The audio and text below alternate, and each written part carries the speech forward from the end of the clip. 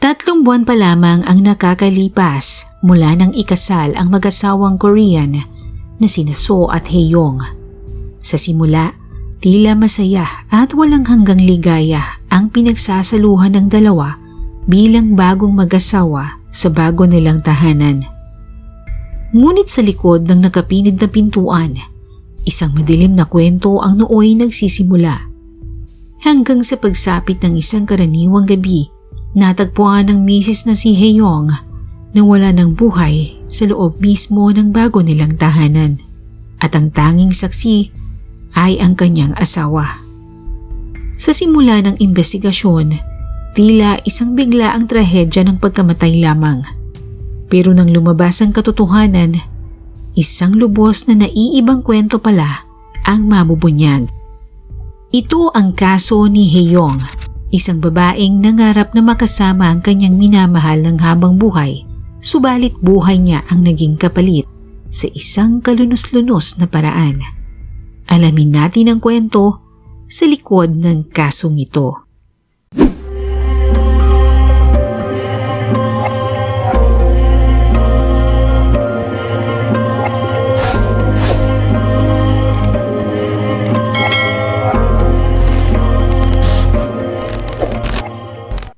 Nanginginig ang boses ni So nang tawagan nito ang ina ng kanyang asawang si Hae-young. Hindi niya mahanap ang tamang salitang gagamitin para iparating sa kanyang biyanana ang masaklap na balita. Nang sa wakas ay masabi niya ang nangyaring trahedya, walang nasabi ang kanyang biyanana sa kabilang linya. Hindi nito maproseso ang masaklap na balita na patay na ang kanyang anak. Ang anak niyang masigla, malakas, masayahin ay bigla na lamang daw namatay. Bakit? Hindi matanggap ng kanyang utak ang balitang binitawan ng kanyang manugang. Sinikap niyang tanungin muli si So pero tanging iyak ang isinasagot nito sa kanya.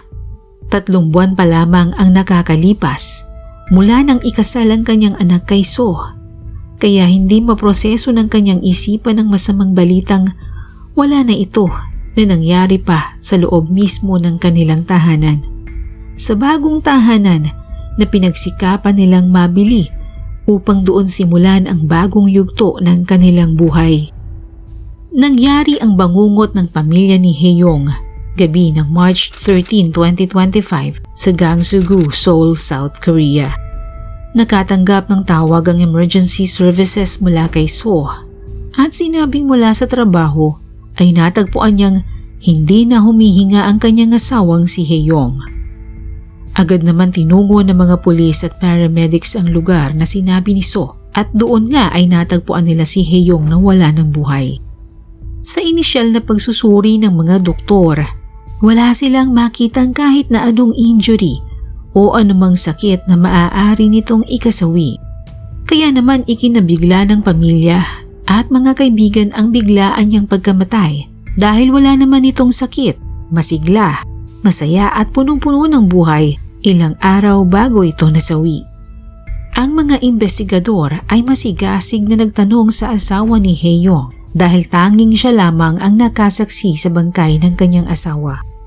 Lingid sa kaalaman ni So, masusing pinag-aaralan ng mga investigador ang kanyang kwento kung ito ba ay consistent dahil sa mga kasong tulad ng kay Hae-young, madalas na mayroong foul play.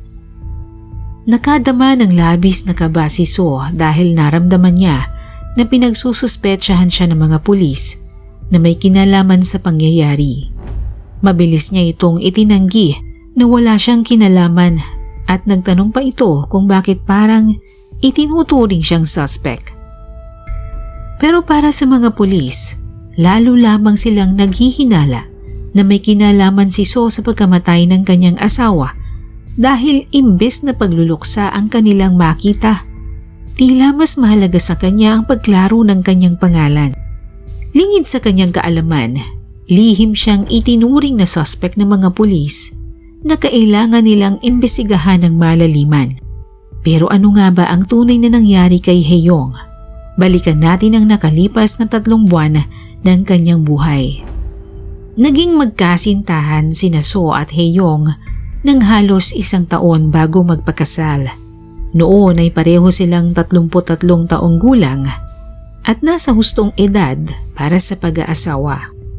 Bagamat nakilala ng ina ni Hae-yong si So bilang mabait at magalang, pinayuhan niya ang anak na magdahan-dahan sa kanyang desisyong magpakasal dahil hindi pa nito lubos na kilala si So.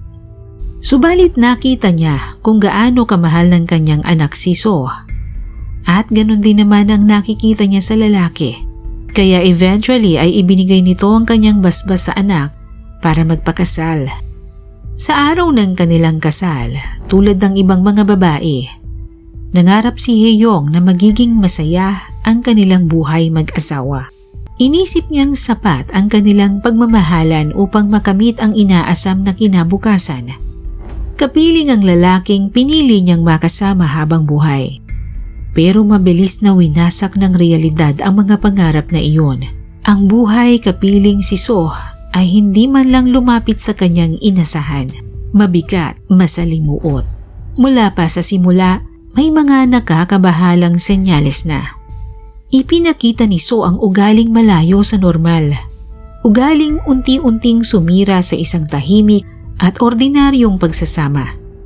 Palagi siyang nagdedemand ng sex at walang pakialam sa nararamdaman ng kanyang asawa. Kahit noong nakunan siya sa una nilang anak, pinilit pa rin siya ni So kahit hindi pa siya nakaka-recover na para bang walang nangyari sa kanya. Dumating sa puntong hindi na makayanan ni Hae-yong ang kakaibang sexual desire ng kanyang asawa. At some point, sinabi nito sa isang kaibigan na parang nakapangasawa siya ng psychopath. Hinaing pa ni Hae-yong, controlling si So. Sa tuwing aalis siya kasama ang kanyang mga kaibigan, hindi ito tumitigil sa pagtawag sa kanya. Maya't maya siyang kinukulit kung anong oras siya uuwi, sino-sino ang mga kasama niya at ano ang ginagawa niya. Hindi siya makahinga, parang ikinukulong ang kanyang pakiramdam. Hindi ganito ang buhay na pinangarap niya. Hindi yun ang inasahan niya mula sa lalaking pinag-alayan niya ng pagmamahal at tiwala. Sa tuwing magtatalo sila at nagdadrive si So, bigla nitong bibilisan ng pagpapatakbo na para bang gusto na siyang isama sa hukay. Subalit kung titingnan si So, hindi mababakas sa kanya na may dilim siyang itinatago sa kanyang pagkatao. Mabait, magalang at marespeto. Pero pagdating kay Hae-yong, mabilis mang-iba ang kanyang asal. Hindi lang ito basta masamang asal, kundi pangil na lumalabas sa tuwing siya'y magagalit kay Hae-yong, na tila ba handa siyang tapusin anumang oras nito naisin. Napansin na ito ng nakatatandang kapatid ni Hae-yong noong una pa lamang na nasa dating stage ang mag-asawa. Sa tuwing magkasama kasi sila ni Hae-yong, laging tumatawag si So. Inaalam kung sino ang kasama niya, ano ang ginagawa niya, anong oras siya makakauwi. Para sa kanya, hindi ito pagmamahal o pag-aalala. Ang tawag niya doon ay manipulation. Trato niya kay Hae-yong ay hindi nobya, kundi parang isang bagay na pag-aari niya na hindi pwedeng gumawa ng bagay na hindi niya alam. Noong una, naisip ni Hae-yong na ganun talaga siya magmahal, kaya hinayaan lamang niya ito. Pero habang tumatagal, tila hindi na siya natutuwa. Alam niya may mali na. Hindi na tama na ituring siya nitong pag-aari niya. Ang masama ay para bang hindi alam ni So na mali na ang ginagawa niya kay Hae-yong. At sa tuwing mauuwi sa away ang usapan nilang mag-asawa, kakausapin ni So ang kanyang biyanan at doon siya mag-e-explain na nagagawa lamang niya iyon dahil sa sobrang pagmamahal kay Hae-yong. Ang ina ni Hae-yong, kakausapin naman ang kanyang anak na bigyan pa ng isa pang pagkakataon si So para magbago. Paulit-ulit ang ganitong pangyayari hanggang sa tuluyan ng nabaon si Hae-yong sa kanilang relasyon at mangyari na nga ang hindi inaasahan. Pero noong matagpuan ang kanyang bangkay, walang matibay na ebidensyang mag-uugnay kay So sa kanyang pagkamatay. Wala din namang dahilan para gawin niya iyon sa sariling asawa lalo pat ito'y naganap 3 buwan pa lamang ang nakakalipas mula nang sila ay magpakasal. Sa burol ni Hae-yong, napansin ng mga kaibigan at pamilya nito ang kakaibang inaasal ni So sa kanyang burol. Ay itong umiyak, lalo na kapag maraming nakakakita sa kanya. Pero pag wala ng tao, ay tahimik lamang ito sa isang tabi. Para bang pinipili lang ang oras at pagkakataon kung kailan siya magpapakita ng labis na emosyon upang ipakita ang kanyang pagdadalamhati. In short, peke ang ipinapakita nitong pagluluksa. Hindi siya nagluluksa kundi nagtatago sa krimeng ginawa. March 15, 2025, sa gitna ng burol ni Hae-yong, nabigla ang lahat sa mga sumunod na nangyari. Nagtungo doon ng mga pulis at diretsong pinuntahan si So upang arestuhin.